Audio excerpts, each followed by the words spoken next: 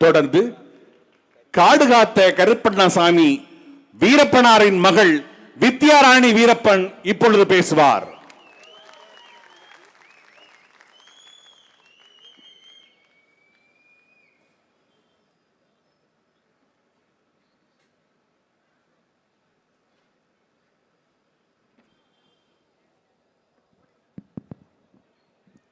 இங்கு சூழ்ந்துள்ள எனது அன்புக்குரிய உறவுகள், தமிழ் தேசிய உறவுகள், இந்த மண்ணில் வாழ்ந்து கொண்டிருக்கும் என் சொந்தங்கள் அனைவருக்கும் எனது வணக்கத்தை தெரிவித்துக் கொள்கிறேன்.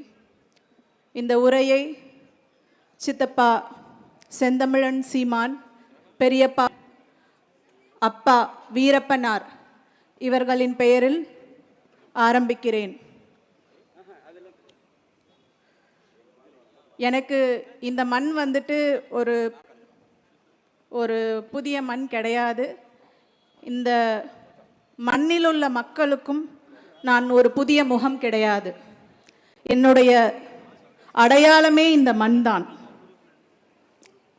என் தந்தையினுடைய அடையாளமே இந்த மண் தான் என்கின்ற நம்பிக்கையில் என் தந்தை இதே ஒரு 21 வருடத்துக்கு முன்னாடி இன்று இரவு என் தந்தையை இங்கு இறந்த நிலையில் பிணமாக கொண்டு வந்து மூலக்காட்டில் கொண்டுட்டு வந்து போட்டிருந்தாங்க. அன்னைக்கு இது நான் சொல்லிக்க கடமைப்பட்டிருக்கேன். அன்னைக்கு இந்த ஊர் மக்களாகிய நீங்கள் எங்கள் கூட நின்று எங்கள் கூட அரசாங்கத்தை எடுத்து சண்டை போடாமல் இருந்திருந்தா இன்னைக்கு எங்கள் அப்பாவுக்கு அந்த இடத்துல ஒரு மண் சமாதி கூட கிடையாது.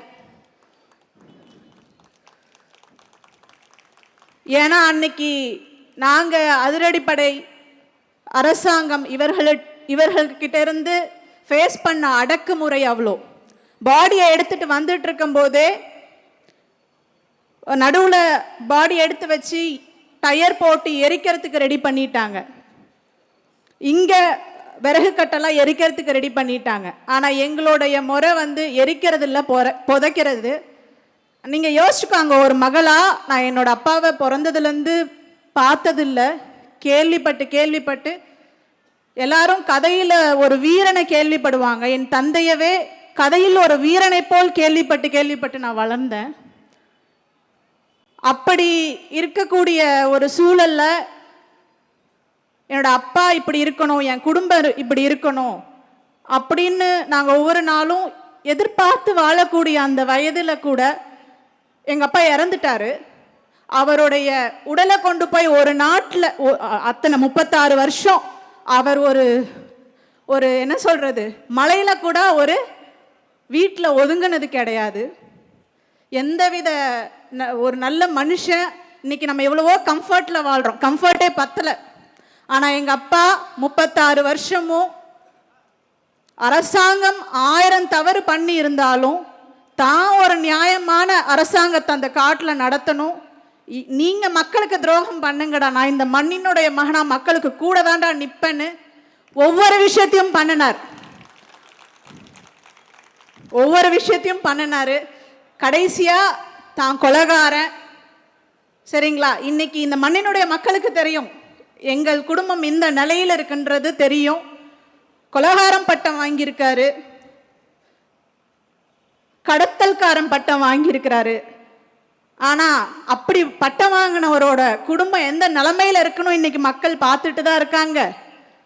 எம்எல்ஏ எம்பி அந்த பட்டம் மக்களாகிய நீங்கள் கொடுத்தீங்க இல்லையா, அவங்க எப்படி வாழ்ந்துட்டு இருக்காங்கன்னு சொல்லி மக்கள் பார்த்துக்கிட்டு தான் இருக்காங்க. அன்னைக்கு எங்கள் அப்பாவோட உடலை அங்கே போட்டு ஒரு அழுது அவருக்கு அந்த இறந்த கடைசி நிமிஷத்தில் கூட அந்த உடலை எங்கள் வீட்டுக்குள்ளே வச்சு அலறத்து கூட எங்களுக்கு உரிமை கொடுக்கல இந்த தமிழ்நாட்டினுடைய அரசாங்கம், அன்று ஆண்டு கொண்டிருந்த அரசாங்கம். சில பேர் யோசிக்கலாம், 3 பேரும் பெண், அதாவது விட்டுட்டு போயிருக்காரு, மனைவி இருக்காங்க, 2 பெண் பிள்ளைகள். சில பேர் கண்ணுக்கு இவங்க அரசியலுக்கு வந்திருக்காங்க அப்படின்றது சரியா ஒரு விஷயம் யோசிக்கலாம். சில பேர் இவங்க அரசியலுக்கு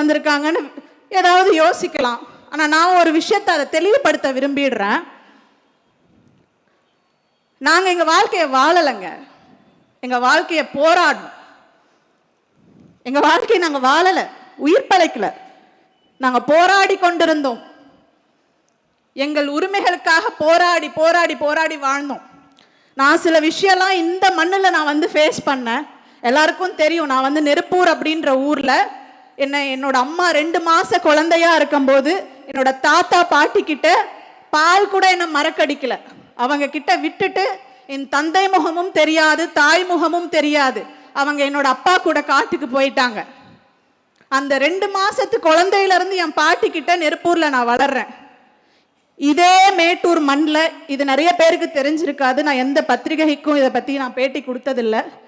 இதே மேட்டூர் மண்ணில் இங்கே இருக்க போலீஸ் பங்களாவில் அப்போ ஸ்பெஷல் டாஸ்க் ஃபோர்ஸ் அவங்களோட கண்ட்ரோல் அங்கே இருக்குது. அந்த ஆஃபீஸர்ஸோட கண்ட்ரோலில் இல்லீகல் சட்டத்துக்கு புறம்பான பாதுகாப்பில் எங்கள் அம்மாவை விசாரிக்கிறாங்க.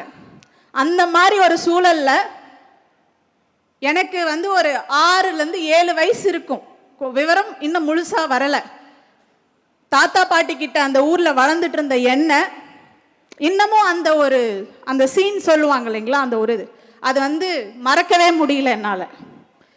தாத்தா பாட்டி கிட்ட இருந்து வாழ்ந்துக்கிட்ட இருந்த என்ன அந்த ஊரை தாண்டி வரணும்னா காவேரி, அதாவது அந்த ஊர்லேருந்து மேட்டூருக்கு வரணும், இன்னமும் பாலம் போடல.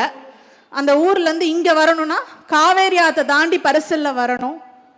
கூப்பிட்டுட்டு வந்து 2 போலீஸ் அந்த பங்களோவில் என்ட்ரன்ஸில் துப்பாக்கி வச்சுட்டு நிற்கிறாங்க. யாரோ ஒரு அம்மா, அவங்க கூட இன்னும் 4-5 பேர், அதாவது என்னோட அப்பா கூட இருந்தவங்களோட மனைவிகள் அங்கே இருக்காங்க, கூட பிறந்தவங்க. அவங்க குடும்பம் யார் யார் அங்கே போலீஸுக்கு பயந்து போயிருந்தாங்களோ அவங்களாம் அரெஸ்ட் ஆகி அம்மா கூட இருக்காங்க. என் பாட்டி என்னை கூட்டிகிட்டு போகிறாங்க. அது வரைக்கும் என்னோட தாத்தா பாட்டியை தான் நான் அம்மா அப்பான்னு கூப்பிடுவேன். ஏன்னா அதுதான் எனக்கு சொல்லி கொடுக்கப்பட்டது, எனக்கு தெரியும். கூப்பிட்டுட்டு போய் அந்த இடத்துல நிறுத்தி என்னோட பாட்டி அங்கே இருக்க போலீஸர்ஸ் ஆஃபீஸ்லாம் இவங்க தான் அம்மான்னு சொல்லும்போது, யார் இந்த பொம்பளை அப்படின்னு சொல்லிட்டு நான் கத்திட்டு எல்லாரையும் தள்ளி விட்டுட்டு அங்கே இருக்க காவலுக்கு நின்று கொண்டு இருந்த அந்த துவக்கைகள்லாம் வச்சுட்டு நின்றுட்டு இருந்தவங்களெல்லாம் தள்ளி விட்டுட்டு வெளியில் ஓடி வந்தேன். இந்த ஒரு நிகழ்வு என் வாழ்க்கையில் எங்கே சுடுகாடுக்கு போனால் கூட இந்த மாதிரி நிகழ்வெல்லாம் மறக்காது. ஏன்னா உங்களுக்கும் அப்படி தானே, எல்லாருக்கும் அந்த ஒரு இது இருக்கும். அதுக்கப்புறம் பாருங்க, என்னோட அம்மாவை நான் யாருன்னு கேட்டு வந்ததுனால அதுக்கப்புறம் என் தந்தை, என்னோட அம்மாவோட கண்ணில் அவ்வளோ கண்ணீர், பாட்டி அலறாங்க. இந்த மாதிரி ஒரு சூழ்நிலையில் அதுக்கப்புறம் பெற்ற பிள்ளைக்கு அம்மாவை அடையாளம் தெரியலை அப்படின்னு சொல்லி எங்கள் ஊரில் நான் திரும்ப போயிட்டு, அம்மா போலீஸ் கஸ்டடியில் தான் இருக்காங்க. திரும்ப போனதுக்கப்புறம் போலீஸ்க்கு பயந்துட்டு ஒரு ஃபோட்டோங்க, சின்னதாக ஒரு ஃபோட்டோ அம்மாவோட இது, அந்த ஃபோட்டோ கூட எங்களால் ஓப்பனாக வெளியில் மாட்டி வைக்க முடியாது, ஏன்னா போலீஸ் வந்து பிரச்சனை பண்ணுவாங்க. அந்த ஃபோட்டோவை கரண்ட் பாக்ஸ்க்கு பின்னாடி மறைச்சி வச்சுருந்து ஒவ்வொரு நாள், அதுவும் எத்தனை மணி பாருங்க, 1 மணி 2 மணிக்கு மேலே திடீர்னு அதிரடிப்படை வந்துருமான்னு 1 மணி 2 மணிக்கு மேலே என்னை எழுப்பி இவங்க தான் உங்கள் அம்மா, இவங்க தான் உங்கள் அம்மான்னு என் மனசில் பதிவு வச்சாங்க அவங்க முகத்தை. இந்த அவலம் எந்த குழந்தைக்கு ஏற்படும்? இதெல்லாம் என் மனசில் தாக்கத்தை ஏற்படுத்தியிருக்காதா சொல்லுங்க. அதுக்கப்புறம் உங்களுக்கே தெரியும், இந்த மண்ணுக்குள்ளே எங்களால் வரவே முடியல, இங்கே வாழவே முடியல, குடும்பமே செதறிச்சு. இதெல்லாம் பார்க்குறேன். ஆனால் எனக்கு ஒரு விஷயம் என்ன அப்படின்னா, என் தந்தை தவறே செய்யலைன்னு நான் சொல்ல வரலை. அந்த தவறு செய்யறதுக்கு தள்ளப்பட்டார் இல்லையா? அப்போ தள்ளப்பட்டும் போதே சட்டம் இத்தனை எழுதிருக்கீங்க, நியாய தர்மம் அப்படின்றது இந்த மண்ணில் நிலச்சிருந்தா அந்த மனுஷனுக்கு அன்னைக்கு அவருக்கான தண்டனையோ நியாயமோ நியாயப்படி கிடைச்சிருக்கணும்ல. அப்படி இருந்திருந்தா, என் குடும்பத்துக்காக மட்டும் நான் இங்கே பேச வரல. இந்த நிகழ்வை நான் ஏன் சொன்னேன் அப்படின்னா, நானே, அதாவது என்ன பாதுகாக்கிறதுக்கு 1000 பேர் இருந்தாங்க. ஏன்னா தந்தையினாருடைய பேர்னால பாதுகாக்கிறதுக்கு 1000 பேர் இருந்தே இப்படிப்பட்ட கஷ்டங்கள் எல்லாம் நான் இது வந்து ஒரு விஷயத்தை தான் சொல்லியிருக்கேன். இது மாதிரி பல என்ன பாதுகாக்கிறது இருந்தாங்க. இந்த ஊர் மக்கள் என்ன பண்ணனாங்க, இதே கர்நாடகா பார்டர்ல குடும்பமாக கொண்டுட்டு போய் எத்தனை பெண்கள் வாழ்க்கையை கெடுத்தீங்க, எத்தனை குடும்பத்தோட தலைவர்களை சுட்டு போட்டீங்க, எத்தனை குடும்பத்தில் இருக்க குழந்தைங்களுக்கு அம்மா அப்பா இல்லாமல் பண்ணீங்க. இதே மண்ணை ஆண்டு கொண்டிருந்த அரசாங்கம் தானே அதை வேடிக்கை பார்த்துட்டு இருந்தாங்க, பண்ணிட்டு இருந்தாங்க. நீங்க இங்க பண்ணத்துக்கும் இலங்கையில தமிழர்களுக்கு நடந்த அந்த ஒரு கொடூரத்துக்கும் என்ன வித்தியாசம் சொல்லுங்க? ஒண்ணுமே கிடையாது. என்ன அது வெளிப்படையா எல்லாமே வெளியில வந்துருச்சு. லாங் டைம்ல அது வந்து நீண்ட காலமா வந்து அந்த ஒரு போர் நடந்துட்டு இருந்துச்சு. அதோட வீரியம் அதிகம். ஏன்னா அது ஒரு நாட்டினுடைய போர். இது வந்து ஒரு ஊர்ல 4-5 கிராமம் ஒரு விஷயமே கிடையாதுங்க இந்த அரசாங்கத்துக்கு. இது நியாயமா? நான் ஒன்னே ஒண்ணுதான் இந்த மண்ணினுடைய மக்களுக்கு நான் ஒரு வேண்டுகோள் வச்சுக்கிறேன். எத்தனை எம்பி, எத்தனை எம்எல்ஏ இந்த மண்ணில் ஜெயிச்சு வந்தாங்க. இது வரைக்கும் அப்படி கஷ்டப்பட்ட மக்களுக்கு, எங்க அப்பாவுக்கு நீங்க எதுவும் பண்ணாதீங்க, எங்களுக்கு நீங்க எதுவும் பண்ணாதீங்க. எங்க அப்பா இந்த மக்களை நம்பி என்னை விட்டுட்டு போயிருக்கார். நான் இந்த மக்களுடைய வாரிசா தான் என்ன பார்க்குறேன். நான் யாருக்கும் பயப்பட மாட்டேங்க. ஏன்னா என் பின்னாடி மக்கள் இருக்காங்க. என் தந்தை, அதாவது பாசத்தை என் தந்தை எனக்கு காட்ட வேண்டிய பாசத்தை என் மக்கள் எனக்கு காட்டிட்டு இருக்காங்க. ஒவ்வொருத்தரோட பாசத்திலையும் என் தந்தையை நான் பார்த்துட்டு இருக்கேன். அதுக்கே நான் நன்றி கடனோட கடைசி வரைக்கும் இருக்கணும். அதனால நான் யோசிக்கிறது என்னன்னா, நானே இவ்வளோ கஷ்டங்கள் எல்லாம் பட்டு வந்திருக்கிறப்ப இப்ப இந்த கஷ்டத்தை எல்லாம் சந்திச்சுட்டு இன்னைக்கு செதறி கிடந்துட்டு இருக்க, சின்ன பின்ன ஆகிட்டு இருக்க, வாழறதுக்கு எழுந்து நிக்கிறதுக்கு முடியாத எத்தனையோ குடும்பங்கள் அந்த பக்கம் கோவிந்தபாடி பக்கம் இருக்கு, கொளத்தூர் பக்கம் இருக்குது, அந்த பக்கம்லாம் இருக்கு. உங்களுக்கே தெரியும், நான் சொல்ல வேண்டியதில்லை. அவங்களின் குரலாக நான் இருக்கக்கூடாதா? எனக்கு அந்த உரிமை இல்லையா? என்னை விட யாருக்கு அது வலிக்க போகிறது? என் தந்தைக்கு வலிச்சது.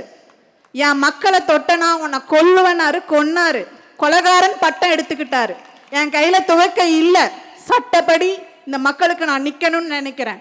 சட்டப்படி எனக்கு வந்து சம்பாதிக்கணும், சொத்து இல்ல பதவி, இதுக்காக வந்துட்டு அரசியல் வரல. ஏன்னா எனக்கு சம்பாதிக்கக்கூடிய திறமை இருக்கக்கூடிய அளவுக்கு எனக்கு படிப்பை என் தந்தையின் அருளால எல்லாரும் இந்த தமிழ்நாட்டு மக்கள் ஒரு சில நல்ல மனசு உள்ளவங்களால எனக்கு கிடைச்சிருக்கு.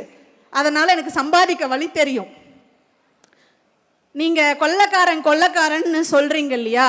அப்படியாப்பட்டவரோட மகளுக்கு கொடுக்க தான் தெரியுமே ஒழிய யார்கிட்ட இருந்தும் பறிக்க தெரியாது. அதனால நான் வந்து பறிக்கிறதுக்காகவோ, மக்களுடைய சொத்தை எடுத்துக்கிறதுக்காகவோ, அபகரிக்கிறதுக்காகவோ, வளர்ந்து நின்றுட்டு என் மக்களை திரும்பி பார்க்காம போயிடுவன்றதுக்காகவும் நான் அரசியலுக்கு வரல. நான் வந்திருக்கிறது என் தந்தைக்கான நியாயம், அதுக்காக வந்திருக்கேன். சில பேர் குழம்புவாங்க, அவங்க தந்தைக்கான நியாயம் அப்படின்னு தனிப்பட்ட முறையில் யோசிக்கிறாங்க. நான் எப்போதும் என் தந்தைக்கான நியாயம் என்று யோசிப்பது என்னவென்றால், மக்களுக்கு பாதிக்கப்பட்ட மக்களுக்கான நியாயம்தான் என் தந்தைக்கான நியாயம். இதற்காக எனக்கு உயிரை பற்றிலாம் கவலை கிடையவே கிடையாது. நான் நேர்மையான வழியில, என் தந்தை அவரும் நேர்மையா நின்னாரு, நானும் நேர்மையா நிற்பேன். எனக்கு என் மக்கள் பாதுகாப்பு இருக்காங்க. அத்தனை தெய்வங்களும், எல்லை காத்த தெய்வங்களும் குலதெய்வங்களும் எனக்கு பாதுகாப்பா இருக்காங்க. இந்த பாதுகாப்போட என் தந்தை எனக்கு சொத்து சேர்த்து வச்சுட்டு போல, சொத்தா பேரை சேர்த்து வச்சுட்டு போயிருக்கார்.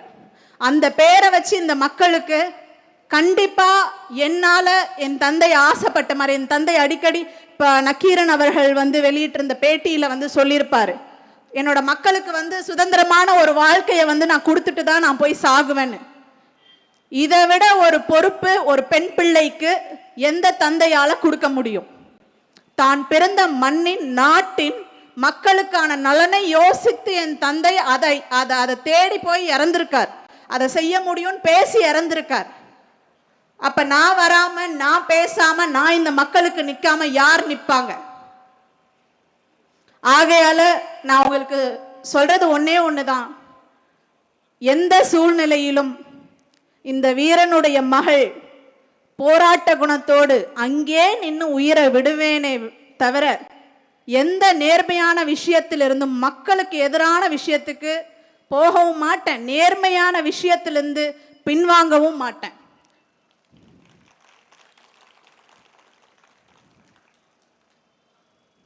அதே போல இங்க இப்ப மேட்டூர்ல பாத்தீங்கன்னா, இங்கேயும் நிறைய நம்ம நாம் தமிழர் கட்சியில இருந்து நம்ம தமிழ் தேசியம் அப்படின்ற ஒரு கொள்கையை நம்ம எடுத்துட்டு அந்த கொள்கையை உணர்வுபூர்வமாக நம்ம வந்து எடுத்துகிட்டு போயிட்டுருக்கோம். என் தந்தையும் இருக்கும்போது அந்த கொள்கையை தான் ஏற்றுக்கிட்டார். அது நிறைய வெளி உலகத்துக்கு தெரியாது.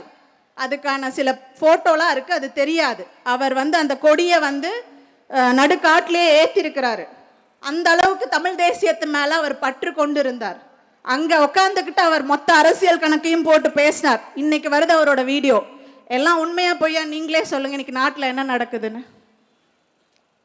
அன்னைக்கு அவருமே யோசிச்சது தமிழ் தேசியம்தான் இந்த மண்ணுக்கு சரியான ஒரு அரசியல் அப்படின்றது.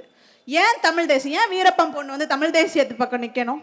ஏன்னா தமிழ் தேசியம் இங்கே இருக்க மலைகளையோ மண்ணையோ மக்களின் சொத்தையோ சுரண்டி விற்கிறதுக்காக அரசியலுக்கு வரணும்னு நினைக்கல, ஜெயிக்கணும்னு நினைக்கல. எதுக்காக தமிழ் தேசியம் ஜெயிக்கணும், இந்த மண்ணில் வரணும்னு நினைக்குது?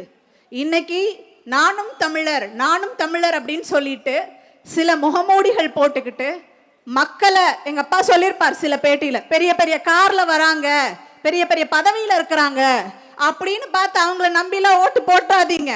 உங்களை வித்துட்டு போயிடுவாங்க. இப்ப கிட்னியை வித்தாங்களே அந்த மாதிரி உங்களை வித்துட்டு போயிடுவாங்க.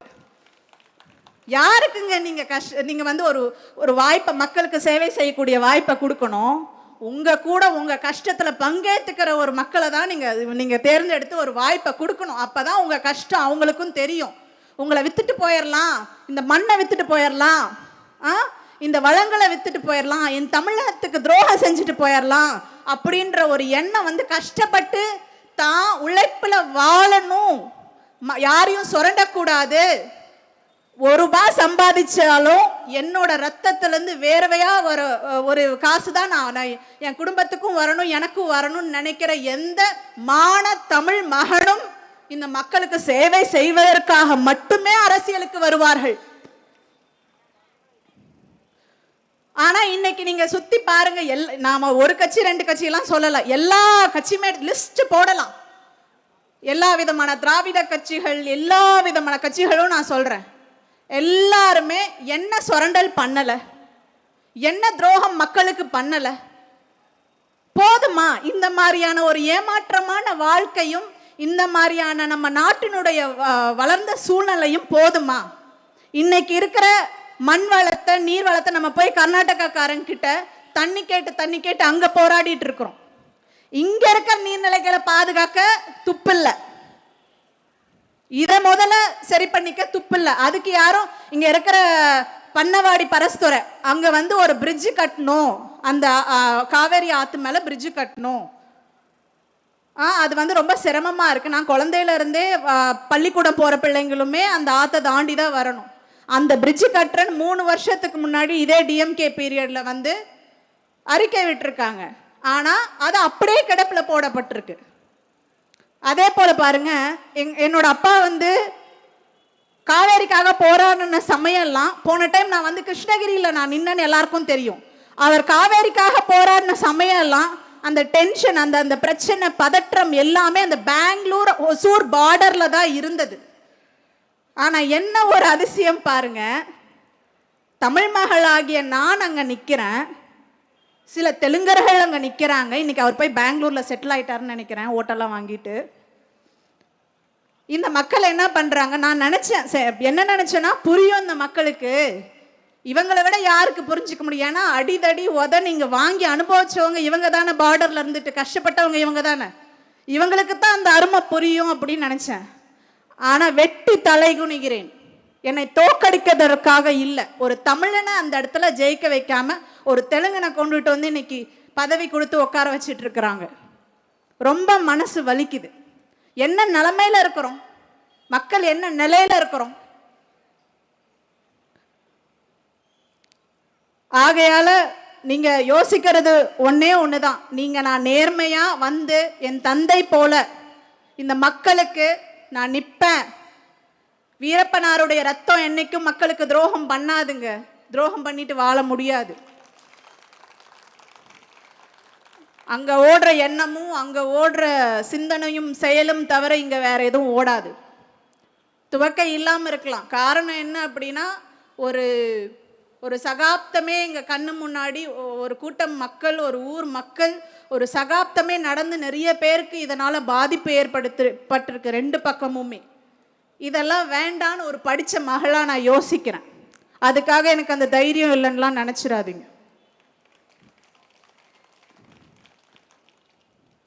நிப்பேன்.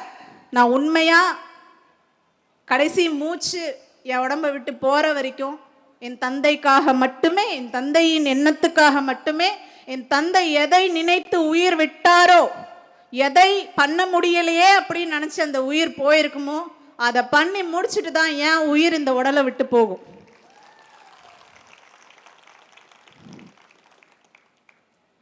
என்னடா பொண்ணு என்ன பண்ணிட முடியும் அப்படி சாதாரண கணக்கு போட்டுற வேணாம். போராடி போராடி ஒரு போராளியாக வளர்ந்து போராளியாகவே உருமாறி இன்னைக்கு இருக்கிற அரசியல்வாதிகளுக்கும் தப்பான அரசியலுக்கு அவங்க நினைச்சிட்டாங்க எங்க அப்பாவை முடிச்சுட்டா எல்லாம் முடிஞ்சு அந்த சாப்டர் க்ளோஸ் அப்படின்னு நினைச்சாங்க. இல்லைங்க, கடவுள் இருக்காங்க. கடவுள் பார்த்துட்டு இருந்துச்சு. என்னை கருவுல இருந்தே எல்லாத்தையும் கவனிக்க வச்சுச்சு, வளர வளர கவனிக்க வச்சுச்சு. பார்த்துக்கட்டும். நான் கண்டிப்பா இந்த அரசு தப்பான அதாவது சரியா செய்யறவங்கள நான் சொல்ல வரல. தப்பான அரசியல்வாதிகளுக்கு பாடம் எடுக்கவும், சரியான அரசியல் என்றால் என்னவென்று பாடம் புகட்டவும், இந்த மக்களுக்கு தெளிவில்லாத மக்கள், ஏமாற்றமான மக்கள், ஏன்னா நம்மளே நிறைய படிச்சு தாங்க தெரிஞ்சுக்கிறோம். படிக்காத பாமர மக்கள் என்ன பண்ணுவாங்க? இன்னைக்கு நீங்க கோடி கோடியா கொள்ளையடிக்கிறீங்க. 1000 ரூபாய் கொடுத்தா அவங்க என்ன நினைப்பாங்க? ஒரு 10 நாள் சாப்பாட்டுக்கு செலவுக்கு சரியா போகும்னு நினைப்பாங்க. அந்த ஒரு வீக்னஸை பயன்படுத்திக்கிட்டு நீங்க ஆடுற ஆட்டம் இருக்கே என்ன, அது முடிவுக்கு கொண்டு வராம போயிடுவாங்க இந்த மக்கள். ஏன் தெளிவு பெறாம போடும். அதான் நாங்க இருக்கோம்ல, நாம் தமிழர் கட்சி, தமிழ் தேசிய கொள்கை என்ன செய்ய போகுது இந்த மண்ணில்? 3வது பெரிய கட்சியாக வளர்ந்து வந்த எங்களுக்கு இந்த மக்களின் மனதில் இடம் பிடித்து இந்த மக்களுக்காக நின்று போராடி மக்களின் உரிமையை வாங்கி கொடுத்து நியாயமான முறையில், எந்த 1 ரூபாய் பணம் கொடுக்காம நியாயமான முறையில் வென்று நியாயமான சேவையை, நாங்க 1000 ரூபாய் பணம் கொடுக்க மாட்டோம், 250 ரூபாய் 300 ரூபாய் பணம் கொடுக்க மாட்டோம். ஆனா என்ன பண்ணுவோம் அப்படின்னா, உங்க பிள்ளைங்களுக்கு இலவசமான உயர்தர கல்வி கொடுப்போம். உங்களுக்கு உயிர் காக்கும் சூழ்நிலையில உயர்தரமான மருத்துவம் கொடுப்போம்.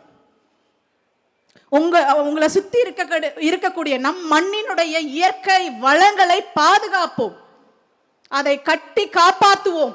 இதை கட்டி காப்பாற்றி அடுத்த தலைமுறைக்கு கொண்டுட்டு போய் பத்திரமா கொடுப்போம். ஏன்னா இங்க வந்திருக்க நாமளே அதை தின்னுட்டு போகிறதுக்கு நம்ம மட்டும் மனுஷங்க கிடையாது. இந்த மண் நமக்கு நிரந்தரம் கிடையாது. இது நம்ம முதல்ல உணரணும். இந்த வாழ்க்கை நமக்கு நிரந்தரம் கிடையாது.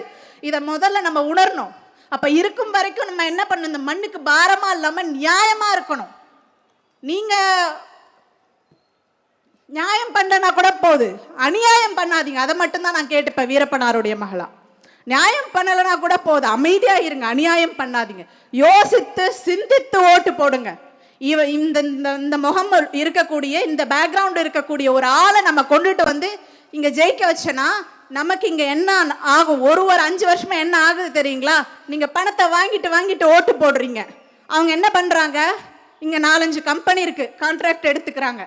இல்லைன்னு சொல்லுங்க, உங்களுக்கு சேவை செய்வா வராங்க. அங்கங்க கமிஷன் வாங்கிட்டு அந்த 5 வருஷத்தை மொத்தமா முடிச்சுட்டு போயிடுறாங்க. நான் என்ன தெரியுமா பண்ணுவேன்? இங்க இருக்க கம்பெனி கான்ட்ராக்ட்ல நான் வரலங்க. நான் என்ன பண்ணுவேன் அப்படின்னா, இங்க இருக்க கம்பெனிகளிடம், என் மக்களுக்கு நீ என்ன செய்யற? என் மண் வளத்தை நீ சுரண்டிட்டு இருக்க, மக்களுக்கு முறை ஏதாவது செஞ்சுட்டு சுரண்டிட்டு இருக்கிறியா? இங்க அந்த கம்பெனிஸ் மக்களுக்கு சரியான ஒரு ஃப்ரீ எஜுகேஷன் கொடுக்கலாம், ஒரு ஃப்ரீயான இஎஸ்ஐ இருக்கு, இங்க இஎஸ்ஐ ஹாஸ்பிட்டல் இருக்கு. அதனால ஒரு யூஸும் கிடையாது. மண் வளத்தை சுரண்டுறீங்க, நீர் வளத்தை சுரண்டுறீங்க. இங்கதான் சேர்றாங்க. முதல்ல காவேரி அண்ணன் இங்கதான் சேர்றாங்க. இங்க ஒரு மீன் வளத்தை ஏற்படுத்தலாம், மீன் இங்க இருந்து நிறைய இடத்துக்கு சப்ளை பண்ணலாம்.